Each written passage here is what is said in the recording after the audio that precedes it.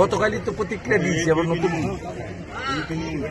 উপনির্বাচনের সঙ্গে সাধারণ নির্বাচনের কোনো সম্পর্ক নেই।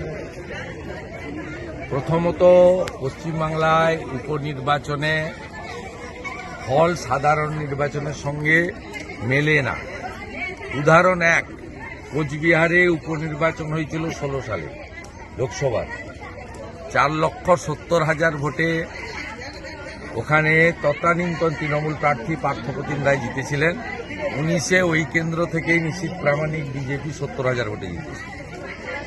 19 সালে উপনির্বাচনে খড়গপুর এবং কালিয়াগঞ্জ, যেখানে লোকসভায় বিজেপির লিড ছিল, একটায় 40,000, একটায় 56,000, দুটো কেন্দ্র থেকেই তৃণমূল জিতেছিল।